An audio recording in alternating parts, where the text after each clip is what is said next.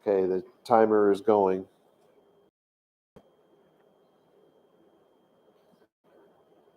Yeah. I'm sorry, what? Oh, okay, we're on. All right, so we left off with verse 49. We're in vaYiqra. Some people call that Leviticus. Chapter 14. We finished with 49, which my translation says, and acquire for the purification of the house 2 birds, cedar timbers, a scarlet worm, and hyssop. So we're talking about a house that had. What are we talking about? Is this the house had the plague thing? Okay, sorry. I'm I'm translating some other stuff, and I'm getting that mixed in my head here. So yeah, we're back on that. The fungus is the word. I'm still having trouble thinking of that word, but I'm wanting to call it a fungus because I don't know what else to call it. Now, previously, you remember we talked about they had to sweep up all of the dust and all that kind of stuff and take it to the unclean place. And my wife had pointed out that that's like the very first OSHA law because they have a law like that. And so if you're cleaning up, what is it, cement dust? OSHA has what? It has silica in it. Yeah. OSHA has this rule that you have to wear special breathing apparatus and you have to have a special vacuum cleaner to vacuum this stuff up because they've discovered that the silica in the cement when breathed in. Now you're talking about particles so small you can't see them, but as people were breathing it in, they were getting lung cancer. So if you think about that verse that we had last week, talking about all of that dust had to be swept up and all of that kind of stuff, that would indicate that that dust contains contagions in it that are either, well, we know from the verse that it was contagious. And so if it's contagious, you don't want it touching your skin. You don't want to be breathing it in and stuff like that because that's just going to spread it. So the law didn't say anything about wearing the HEPA filter and all that, all of that sort of stuff. So it was probably not quite to that same level, but it would have been very similar reasoning behind it, is all I'm saying. All right, so verse 50 is where we begin today, and it says, Ve'shachat et ha-zipor ha'echat el keli cheres al mayim chayim. All right. So we start off with the ve'shachat. Do you guys remember that? That's the word for slaughter. It's to slay an animal, to make an offering.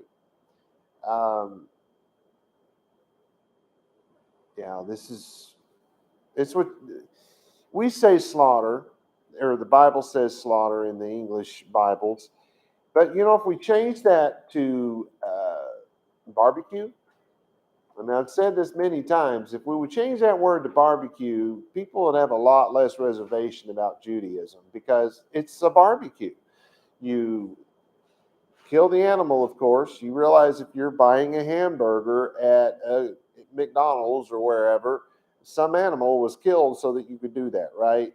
They kill the animal, they cut it up, they skin it. That's why people have, rugs on the floor that look like cow skin, because it is.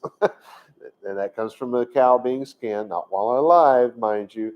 But they skin take the skin off, they cut up the meat into different slices and all that kind of stuff. They put it on a grill and they barbecue it. And yes, the people eat it. It's a barbecue. Anyway, so I think people would be a lot less scared of all of that sacrifice and slaughter if they realize that they're just preparing a meal. Although this is a big meal for a lot of people, not just one.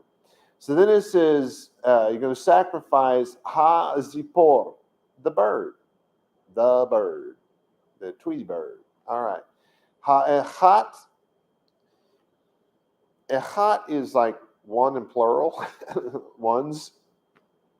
It means, so when we say it that way, what we mean is the first one.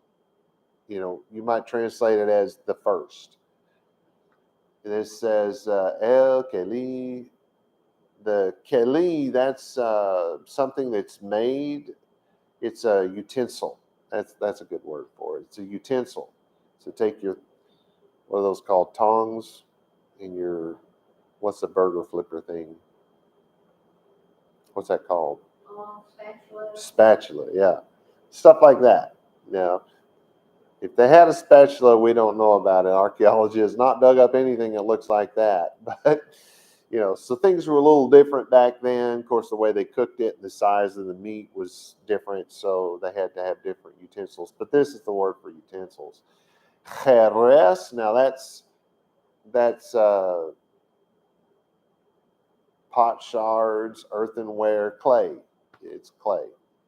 This is Almayim, which is upon waters, because remember in Hebrew, waters indicates a river, a flowing water, a stream.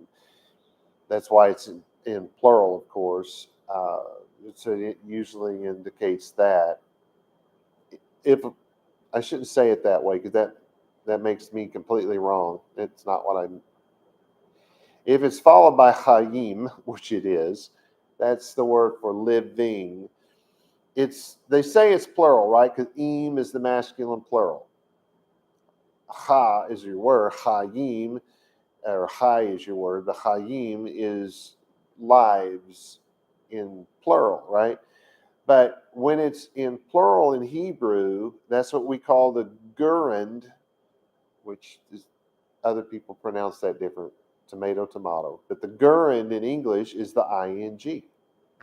That's the technical name for it, is gerund. But anyway, when mayim, which is in plural because you can't get a single water. If you have water, you have more than one drop, if you will. That's why it's in plural. But when it's followed by hayim, living in plural, then that means that this is water that's flowing. It's flowing from a stream. It's flowing from a river. From a fountain, I suppose, as long as it's not flowing in a fountain that's coming out of a tank. That wouldn't work. It has to be what they call living water, something that's flowing naturally. So your translation is real straightforward. And slaughter the first bird in a vessel of clay over living waters. Though it does not say living when it's talking about the birds, or the word kosher bird, it will teach us that in the next verse. Let me put it that way. All right, so 51.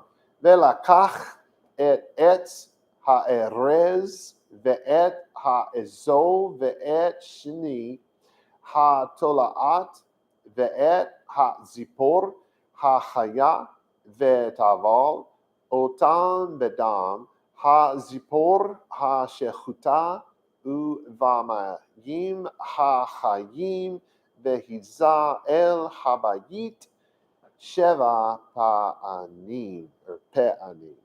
All right, so we're looking at this, and it starts off with the velakach, and that's just to take.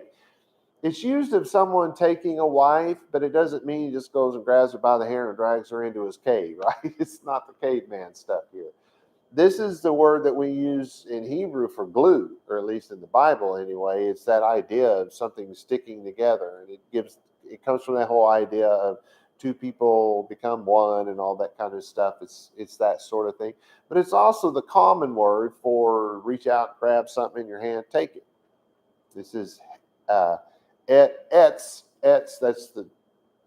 It's generally used for the word tree, but we're talking about firewood here. You're not burning it. Well, you might need trees if you have thousands of people to feed. You might just be loading big old trees in there, which would be okay because the word certainly covers that. But probably they're talking about firewood here. And then it says ha'eres. That's cedar. I'm really having a little bit of trouble with this because cedar's poison. You don't ever want to cook your food over cedar, right? Am I right about that, Donna? So I think there's a mistake here. I think because now I'm getting the word cedar out of the Hebrew dictionary. In Hebrew, they're saying that it's a cedar tree. I think that is vastly wrong. So I'll just point that out here. I'm using cedar because I don't know what else to say. That's what I'm being told by all the brilliant scholars of yesteryear, but there's just no way on earth that this is a cedar tree because it would kill people. Then it says ve'et ha'ezo. Now that's the word for hyssop, at least what we call hyssop.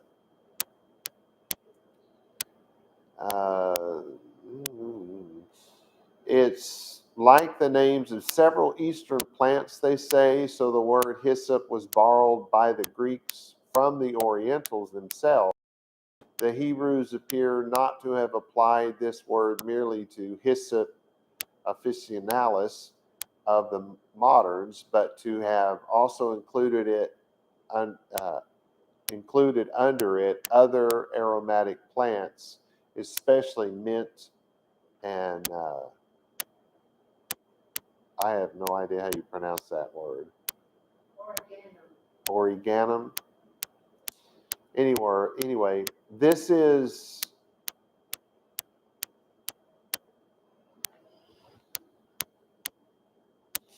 the hyssop. I guess I should talk about this. There's people that go around saying that Hebrew at some point was a dead language. That is not true. That is not accurate in any way, shape, or form. Hebrew has always been a spoken language. There has never been a time when it was not a spoken language. But as Hebrew moved out from one region to another region, just looking at the first century Hebrew, the difference between the writers of the New Testament letters and the writers of the Essenes out in the Dead Sea Scrolls, right? That's not very far apart, but it is two very different regions. And you have a group of what we call Essenes now living out in Qumran, out in the desert, and they have separated themselves from the rest of the world. Now, there were Essenes that lived in the cities, but for the most part, if you were Essene, you were living out in the wilderness with these people, and their dialect varied from the dialect in Jerusalem. It's very obvious if you do what I did and translate the New Testament into Hebrew and then from there into English. By doing that, I uncovered the dialect. Because people didn't know there was a different dialect in the first century from the dialect used in what the Christians call the Old Testament, and even in that, there's at least three different dialects. Because as time moves on and people move from one place to the other, they're moving from Mesopotamia is where they start. They move in, they wind up in Egypt, and then they go from Egypt to Israel, and you see the dialect of Hebrew changes each time. Now, it's not dramatically different, but there are very noticeable changes. And as they move from Israel into Persia, that really changed things. And then from Persia back to Israel changed things. And then from when they got kicked out of Israel and began to disperse across the world, if I try to talk to somebody in Hebrew that's from New York, I get lost real fast. They say things very strange, as far as I'm concerned. They would say that about me as well. And that's fine. I mean, not saying that as a slam, but it's very bizarre to me how they speak Hebrew. I don't even know where it comes from because it's not Israeli Hebrew. The only Hebrew I know is Bible, and the way I pronounce it is Israeli because I was taught by Israelis. So I don't have as much trouble talking to an Israeli, even though I only know Bible Hebrew. I don't know the modern stuff, so I stumble over, well, what's the word, for bus? Autobus, that I know. What's the word for bank? Habank, I know that. What's the word for pizza? I had to learn all the important words. Well, it's pizza. What's the word for aspirin? Aspirin. So a lot of those words that I know are just because they're the words that I'm already aware of. But when it kind of like, what's the word for airplane? I have no idea. Uh, Unless you say iron bird, then I could say that, because that's in the Bible, right? So I have trouble where it comes to everyday conversation when it comes to when we're talking about everyday mundane things. But if we get over into the Bible, we don't. Myself and the Israelis that I know don't have too much trouble conversing. But there are people like from Russia. That's the most bizarre dialect of Hebrew I've ever heard in my life. I have no clue what they're saying. I mean, it's just I don't even know how to describe it. It's so different. So Hebrew, the dialects change quite dramatically from one country to another, and over time, and because of the displacement of the Jewish people. But there's never been a time when it wasn't spoken as a language. Now, in the 1800s, I'm sure it began before the 18. Well, I can go all the way back in my mind as far as the 1600s with Pocock, and then you move over to was the 1700s. You get Lightfoot, and then you move into the 1800s. You get Jusinius and some of those guys. Uh, Ewald and some of those guys from the 1800s. Now, when they came into this thing, they basically took the Bible and reverse engineered it to figure out what the Hebrew meant. They did a pretty good job, especially Jusinius. He put the lexicon together. He did a really good job. But there are times when they don't know what it meant because they have nothing on which to base it. They couldn't go back to the Talmud because the Talmud had words in it, but they knew good and well those words weren't used in the first century, or certainly not before the first century, because most of the Talmud, literally most of it, was written in the Dark Ages. The Mishnah part of it was written around the time that the say the you might could push some of it back to the early to about the 400s CE, but that's going to move its way all the way into the 1200s, where most of the Talmud comes from. And there will be people who argue with me about that, but realistically, what I'm saying is accurate.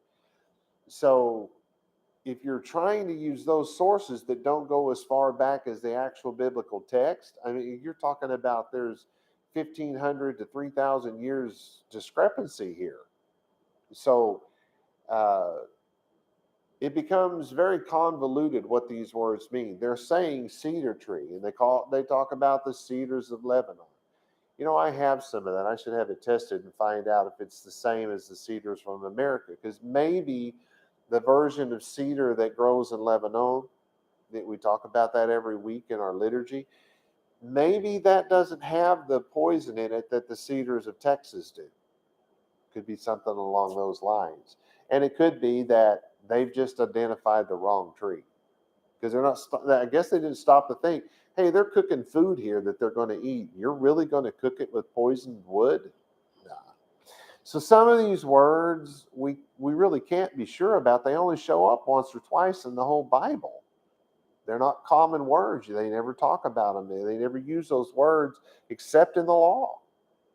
And there's a lot of words like that are only, especially with what we're doing, you're only going to hear them here. You're never going to come across these words ever again. So it becomes very difficult to know beyond any shadow of a doubt what is what.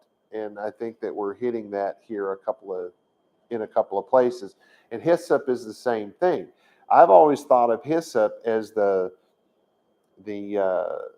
leaves that are on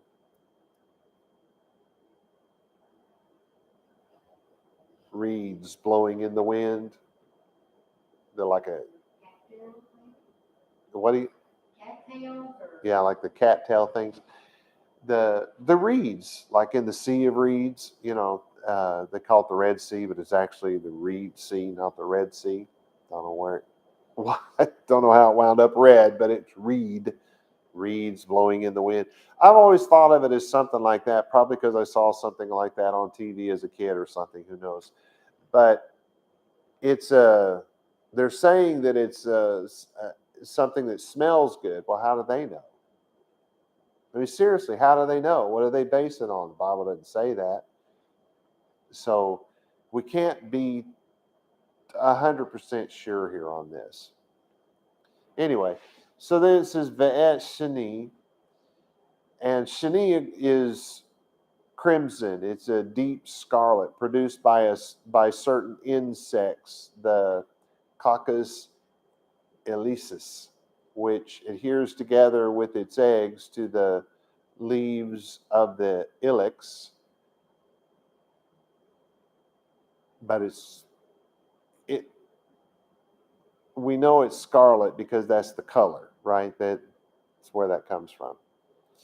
Ha'atolaat, now that's the worm, but this especially one which springs from uh, decaying animals and stuff like that, those which devour plants, metaphorically used of a weak and despised man. He's putrefaction as a human wastes away or something like that. But it's of the scarlet color. And where this comes from is that there is a worm over in the Middle East that when it's when you step on it or whatever and it opens it up, the color that comes out of it's not blood, but what comes out of it is a scarlet color. So it's telling you, it's how we know beyond a shadow of a doubt the Shani here is of the scarlet color. Because some of you are hearing that word saying, wait a minute, does that mean the second? Anyway, the et ha zipor. Okay, so it's and the bird. Um, and then again, the idea here, we say bird, but the word is really connected to the idea of tweeting, right? Not like Elon Musk buying Twitter, but tweeting of a bird. And so the idea is from tweeting, where we have words that the idea is from the rapid flapping of the wings for different birds. So tweeting would indicate like a smaller bird, not a big eagle or something like that. Those are the ones that are the word is connected to the rapid movement of the wings, where this is connected to the tweeting sound. Then it says ha-chaya, the living, tabal, and dip, uh, dip it, the hyssop, in badam, in the blood, hazipor, of the bird. So what's happening is the bird is uh, being sacrificed. You kill it, and that the reason why you have to have the clay pot is so that the blood will flow down into the cup, because you need the blood to be able to sprinkle it, right? So then it says ha shehuta, which is the bird that was slaughtered, uva mayim, and the waters, ha chayim, and the living waters, vehiza, that's to splatter. That's literally to splatter. So you're taking let's think of it as a paintbrush. It's the easiest way I know to tell people. Think of it as taking a paintbrush and dipping it in anything, paint, paint thinner, paint cleaner, whatever, water. It doesn't make any difference. You dip that in there and then you sling it like that. It's going to make a spatter pattern, right? And so the word is spatter. Make it spatter. El habayit, on the house. Spatter that blood on the house. Sheva pa'amim, not pa'anim, pa'amim, 7 times. So the translation becomes, and acquires cedar timber. Again, we know it's not cedar, at least not the kind we know of. And hyssop, whatever that is. And a scarlet worm, that we can be sure of. And a living bird. This is where I was saying that it's going to become clear here in a minute that it's a kosher bird, because a living bird is a kosher bird. It's an idiom, right? Because it's not alive right now. They already cut its throat. It's already bled into the cup, and you're spattering it, so it's not alive. It's a dead bird. But they call it a living bird, not because it resurrects right afterwards. Ooh, what a miracle.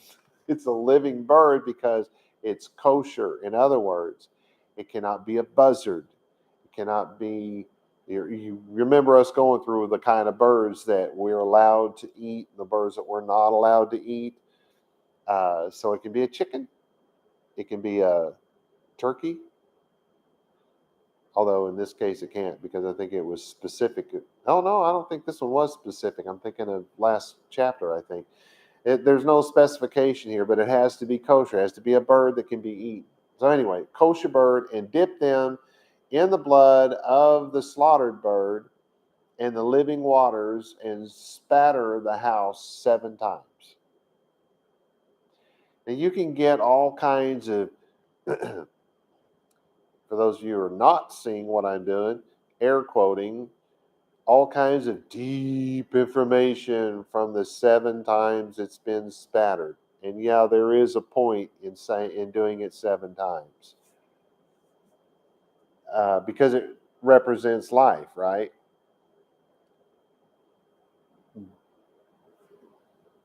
I'm going to get off. I'm just going to leave it at that because I don't want to start talking about Kabbalah and make people mad. I don't want to do that. It's not my style. Okay, well, I better hurry up. 52. It says, vaYiqra et habayit badam ha-zipor uva mayim ha-chayim uva zipor ha-chaya uva etz ha-erez uva etzov uvishini ha-tolaat. Wow, that's almost the same thing we just read. vaYiqra, that's and purify. Some may say vaYiqra. I wouldn't say it that way. But and purify. That's this is from the word sin, but we're getting to purify, if you will. So it's, if you're making a sin offering, that's a source of purification. That's a way of purifying, if you will. And just real quick, I know I've mentioned it at least one other time in my life, but Yochanan ben Zakkai, he wrote this sentence. It says in English, where'd that come from? Everyone who commits sin is also in rebellion of the Torah, because sin is Torah rebellion. And I tell every Christian and every Jew, you need to learn that verse, because that one sentence that man wrote, the man who gave us the Mishnah, that's who I'm talking about. He's also quoted in the New Testament. Actually, he probably wrote it. At least this letter, it's a real short letter that's in the New Testament. And it's the same man. This man tells us what sin is and what sin is not. It's real simple. If you are committing sin, you are committing Torah rebellion, because Torah rebellion is sin. Sin is Torah rebellion. So if the Torah says to do something and you don't, you commit sin. If it tells you not to do something and you do, you commit sin. That's the sum total of what sin is and what sin is not. You can't run around saying that smoking and drinking and cussing is a sin. Why? Because the Torah does not say it is. Sorry, you don't get to have that. You don't get to make your own rules up. God makes the rules. So, is smoking bad? Yeah, it's real bad for you. It kills you very slowly. Is drinking bad? No. Drinking to excess is. If you're a drunk, if you're an alcoholic, you shouldn't drink, because you can't control that drinking to excess part, right? But so that's when that's the sin, is the drinking to excess and becoming a drunk. That's a sin. Drinking is not a sin. So if you're like my wife and I are, and we drink wine on Pesach, and that's almost it. I mean, every once in a while we might have a drink somewhere or some way, but it's almost only on Pesach, right? Because we're commanded to drink it on Pesach, and beyond that, we don't drink. Well, so we're not committing a sin, and it's not the complete lack of drinking that makes it not a sin. It's that drinking is not a sin. Drinking to excess is. Cussing's not a sin. There's not a word in the Bible about cussing. Sorry, it doesn't matter if you get offended by somebody cussing. It's not a sin. So anyway, saying GD it is not a sin either. It's not blasphemy either. It's not. God's name is not God. That's an English word, right? Anyway, I better move on here. So we're either talking about sin itself, we're talking about the purification of sin, or the sin sacrifice. We'll get there. Et habayit, the house. So it's probably purification of the house when you think. Bedam, in blood, and we're talking about just sprinkle the blood on the house. Hazipor, that's the bird. Uvamayim hayim, so that's the living water. Uvazipor, now bringing up the bird again. Hahaya, the living bird, in other words, the kosher bird. Uvaetz, in the wood. Ha'erez, we think it's cedar, but probably not. Uvaetzov, and hyssop, but we don't know what hyssop is. Uvi shani, that's the scarlet hatolaat worm. So I went through quickly because we kind of just went through this. It says, and purify the house with the blood of the bird and the living waters, and with the living or the kosher birds, and with cedar timbers, and with hyssop, and with a scarlet worm. So it's wrapping up what it said previously. So 53 says, Ve'shilach et hazipor hachaya el michutz la'ir el penei hasadeh ve'chiper al habayit ve'taher. Oh, we got some new stuff here. Ve'shilach. Shaliach. Shalachim. Right. It's and send away. To send away. Well, something's going to get sent somewhere, right? Let's find out what. Et hazipor. Wait, didn't they just kill this bird? Hachaya, the living bird, the kosher bird. El mechutz. Me is from. Chutz is outside. From outside. La'ir, from outside the city. They're nowhere near a city when they got the law. Anyway. El Penei, that's to the faces, Ha-Sadeh, of the field. Bechaper, and this is the word for covering. And what happens when we make a sacrifice for sin? The person who makes the sacrifice becomes the covering for the sin, because the sin is ever with you. It does not go away. It says, Al habayit, of the house, the covering for the house, ve'taher, and it is clean. So we have, and set free the kosher bird outside the city. Now you're supposed to know this is the other bird. Remember, you had to get two birds and you killed the one bird. So you're not going to set free the dead bird. You're setting free the one that's still alive. And I know that throws people off because it's using the word living. So they're thinking, oh yeah, you let the other living bird set the living one free. Well, does God really need to tell you to set the living one free? You really so dense that you don't know it. Anyway, When it says living bird, it's saying kosher bird. It's not saying the one that's left alive. You're supposed to know that. You should be smart enough to know that if you're setting it free, it's not the dead one. Anyway, just thought I'd better point that out. 54 says, Zot HaTorah lechol nega hazaraat vela natek. Zot, that means this floor, this chair, this really big nose, whatever. HaTorah, so this is the instruction. Torah is not law. Torah is instruction. Very important that we understand that. Why? Because if you're in rebellion of the instruction, what is the instruction for? The instruction is for the law. You're in rebellion of the instructions God gave you for his law. That's Torah rebellion. So anyway,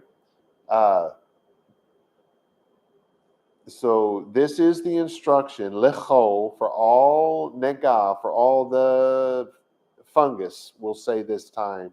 We were using lesion for when it's on the person, but now we're talking about the house, so we're going to call it a fungus. This is the instruction for all of the funguses, or the fungi, hazaraat, that are contagious. All of them that are contagious, not just this one. We've been very specific about this one. God just said this is the instruction for every contagious fungus thingy that your house comes up with. The la netek,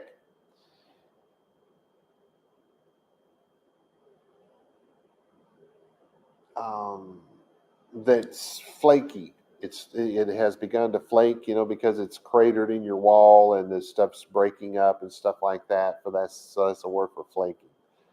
So we have, this is the instruction for all the contagious fungus and for I use natek, but let's use natek. I don't really know what English word to use, because on a wall, it's not going to have a scab. It's not going to have an itchy place. It's not going to have an eruption, if you will. And if you just say flake, it's like, what? I have to, scrape my walls and repair rocks just because the paint started flaking. So I don't want to go there either. I don't want that to happen 50 years down the road. So let's just say natek, but think of it as the flakiness that happens, the corruption in the wall. And then 55, ule zaraat habeged velabayit. Oh my goodness. Whoops. That's never happened before. Unclean. Okay. I read that, right?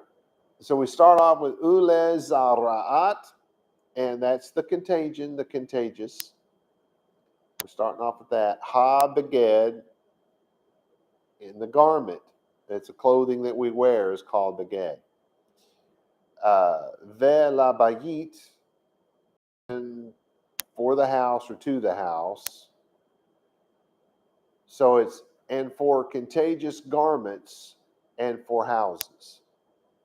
So this is the instruction for the stuff that's found in your house and in your garments that were also in the house. That's what's being said here. Well, I'm kind of going too fast, aren't I? 56. Vela se'et, vela sapachat, vela beharet. Vela se'et is our first word, and literally, and to swelling. It's the raising up, the lifting up of something. So we've been using the word swelling on a human being is, like when we were talking about the scabs, it swells up and stuff like that. We've had the word before, is all I'm saying. And then, so our next word, vela sapachat, is, and the scabby. Now you understand we're not talking about scabs because we're talking about a building and clothing. So it's the fraying of the cloth. It's the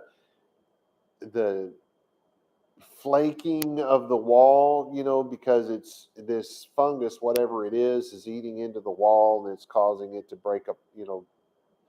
It's real small, unless it's just really, really bad and the whole wall's covered in it. But it's just going to be that busted up part. I don't know how to say it. Then it's Vela Beharet, and the shiny spot, maybe. Oh, I don't like my translation on that one.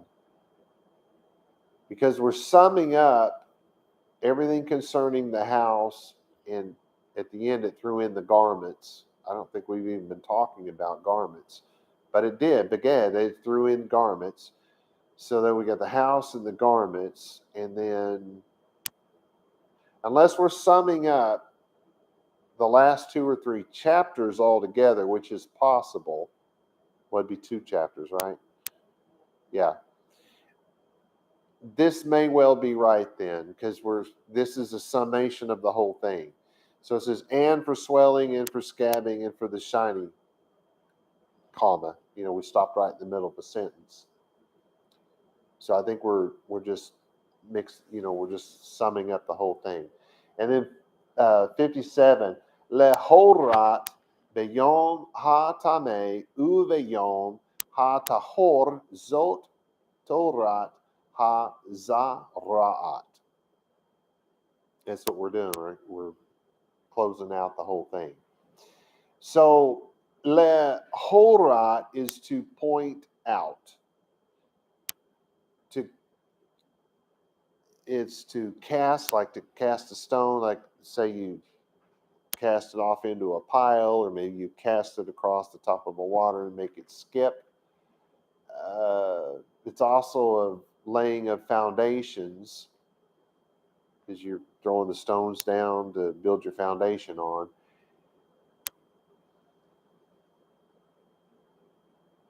But it's also a sprinkling water, which is to spatter water. That's weird. Biome, in the day, hatame, of the uncleanness, uveyom, and in the day, hatahor, of the purification. It's essentially the same thing. First you have the unclean, now you have the clean. Zot, this Torah, this instruction, ha-za-ra'at. Of course, I say this instruction. Think about how many instructions we just went through. That's why Torah, that's why it's in plural. These instructions might be a better way to say it. Probably should have. Of the contagious, the zara'at, the contagious.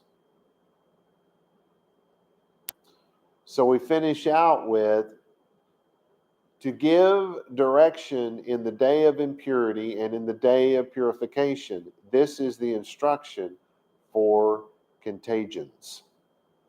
Yeah, so they did sum up these 2 chapters all in these last couple of verses. So at this point, this concludes our journey through chapter 14. Shalom, y'all.